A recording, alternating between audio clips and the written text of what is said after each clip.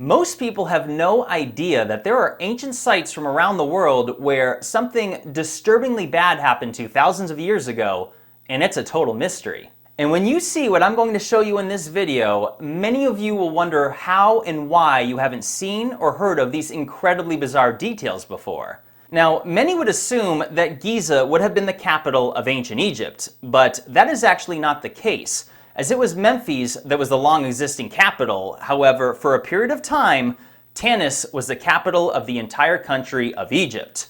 And the lost city of Tanis is one of those ancient sites that most people have never even heard of. Located deep within the Nile Delta and is about a 3.5-hour drive from modern-day Giza, it wasn't even officially discovered until just over 80 years ago, in 1939, after nearly 12 years of digging and excavation by a team of French archaeologists. But what this site looked like when it was first came across by early explorers who sketched it in the mid-1800s is simply remarkable. Look at the condition of what was once the principal city of all of ancient Egypt. An incredible mess of destroyed ancient ruins, including massive statues, obelisks, stone blocks, and everything else. It's no wonder it took more than a decade of digging for this site to be fully excavated. And this is what it looks like today after many years of restoration, although restoration is certainly not the appropriate word, as the remnants have been moved and repositioned into an organized museum-like fashion. Not at all the layout of what it would have been originally thousands of years ago. Again, just look at the utter devastation. Clearly, something catastrophic happened to this site to obliterate so many pieces of immense rose granite, which, by the way, is believed to originate from the Aswan Quarry, which is more than 1,000 kilometers or 630 miles away. And this only adds to the mystery when you consider that there are broken pieces of a statue made up from one single piece of stone that is believed to be the largest ever to have existed. And get this, it is estimated to have been 28 meters or nearly 100 feet tall and some 1,100 tons. And again, carved from one single piece of granite. How did the ancients move stone of that mass more than 1,000 kilometers? And what on earth happened to obliterate it into so many fragmented pieces?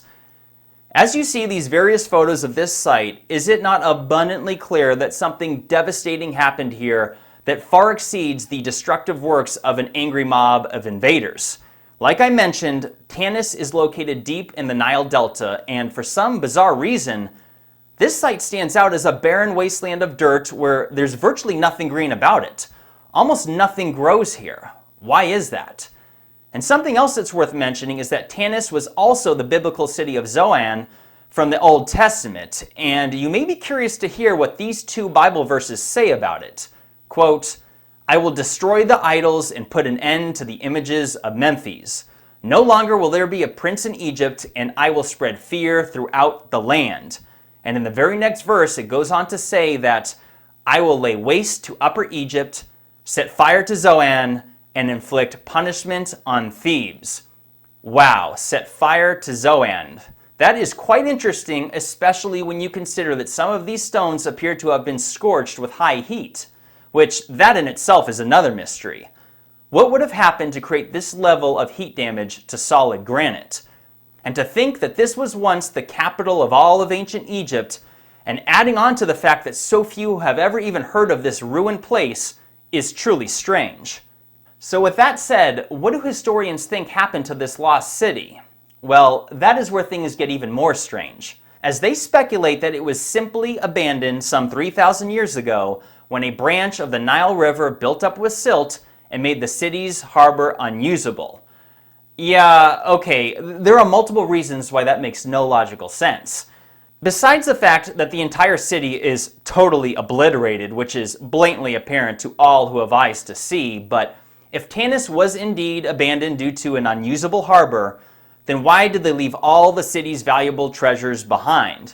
After all, the excavations yielded what is said to be one of the greatest archaeological troves ever found from ancient times, including dazzling funerary treasures such as golden masks, vases of silver, elaborate sarcophagi, and countless remains of precious jewelry. Clearly, if the Egyptians chose to abandon this city because their harbor became unusable, which, by the way, if they could build all this stuff, why wouldn't they just build another harbor? But it seems to me that if nothing else, they would have taken their valuables along with them. And I'd also argue that even if the Nile River had swelled and inundated the city, that still wouldn't explain the vast catastrophic damage to all of these massive stones. But not only that, I would venture to say that the Egyptians would have been intelligent enough to avoid putting their capital in a location that would be inundated by flooding of the Nile. No, there is clearly more to the story of what happened to Tanis, and if anything, it looks like it was bulldozed by a tsunami. But you should know that this is not the only site from ancient Egypt that appears to have been obliterated by some mysteriously unknown catastrophic event. You see, Abu Sir, which is located not far from the Giza Plateau, is another site that most people have never heard of either. In fact, it's off limits to the general public and is only available to be seen by those who obtain special access permission, which requires paperwork and literally thousands of dollars, which ultimately grants you a heavily monitored visit with chaperones from the Egyptian Ministry of Antiquities. And having visited this site personally, I have to say that it appears that something devastating happened to this ancient temple as well. And keep in mind that the condition in which we see it today is after many centuries of its stone having been removed from the site to be recycled and reused on other structures in the area. And by the way, that is the explanation as to why the site was destroyed in the first place, to reuse the stone. However, I would argue that stone recycling does not explain the full nature of the devastated remnants of this site. Like I always say, look and think for yourself. It seems to me that there is more to the story of Abu Sir, and I have to say that I am very curious as to why this site is so shielded from the general public to the point that you have to pay thousands of dollars to get special government permission to even see it with your own eyes. Now, there are other sites around Egypt that appear to have been obliterated by a catastrophe as well. But what I want to show you now are sites, ancient sites, all the way over in South America that appear to have been destroyed. In my previous video, I shared and discussed the perplexing mystery of involving 80-ton stones that were somehow brought a mile down a mountain from the quarry, immediately carried across a river, transported through a valley, and then brought to the top of a steep mountainous hill in the Peruvian Andes to the ancient Inca site that is called Ollantaytambo. If you haven't watched that video, definitely check it out after this one, as you will clearly see that something devastating happened here as well. As at the top of this incredible site, there are massive monolithic stone blocks that totally stand out from the multiple other types of stonework found in the area.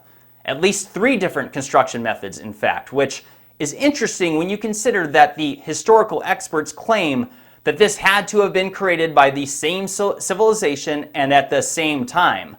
But I have to say that I highly doubt that. But that aside, notice how the largest and most impressive pieces of stone are scattered about, many of which are broken and clearly what's left over of whatever this site was prior to its obvious destruction. Yet it is claimed that the site simply wasn't completed. They do not say it was destroyed, they say the Inca just did not finish it. Yeah, I'm not so sure about that either, especially when you consider that at the bottom of this mountain are the remnants of various broken pieces of stonework that appear to have tumbled down the mountain long ago. And this really shouldn't be a surprise when we consider that the Andes Mountains are already known for their powerful earthquakes that have taken place over the millennia.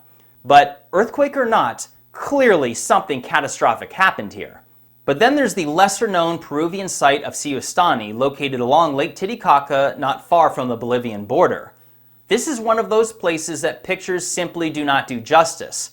The ultra-wide camera lenses that are necessary to capture the full size of these impressive stonework also distort the true depth of these behemoths, which, with your own eyes when seen in person, is totally different.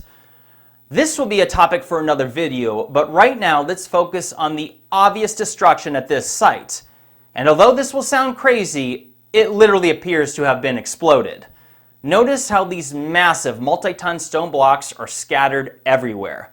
This is not a matter of these ruins being deconstructed over the centuries and stone blocks being moved around. No, when you visit this site, you would be amazed to see that these massive blocks are scattered and broken as if they were thrown hundreds of feet into the air and falling all around the area. Perhaps the best example is what you're seeing here. These stones are at least 10 tons, and if they were carried and set down, that would not explain the fact that they are cracked in half. But pictures never do it justice, so observe this short video that I filmed while visiting this site last August, and forgive the shaky camera and quick panning, but it paints you a picture for what the environment looks like surrounding the area. Again, look and think for yourself. Does this really appear to have been deconstructed with the stones casually just dropped about the area? Some of which, by the way, are a couple hundred yards away. And here's another question to think about. Why would they deconstruct it only to rebuild with significantly smaller and less precise stones? I said it before and I'm saying it again. Clearly, there is more to the story about these ancient sites than what's been theorized by people in modern times, many of which have never even visited these places in person. Make no mistake, it is indeed a true mystery, and that is the point of this video, that there are significant ancient sites around the world, including even a lost capital of ancient Egypt, where something unbelievably destructive happened to, and yet somehow so few people are even aware of. And I have to say, I find that fascinating, because the question becomes, what on earth happened to these sites? Was it some type of massive flooding or tsunami event, or perhaps some type of cosmic airburst in the atmosphere from an exploded asteroid? There are many options, so definitely leave a comment and share what your thoughts and insight is on this, because it will make this already thought-provoking topic that much more interesting. But that said, I'll close it up here because this will set the stage for other videos that I'm currently working on. But I'm Jimmy Corsetti, my channel is called Bright Insight. Hit the like button and subscribe, and I have many more interesting videos to come real soon. Take care, everybody.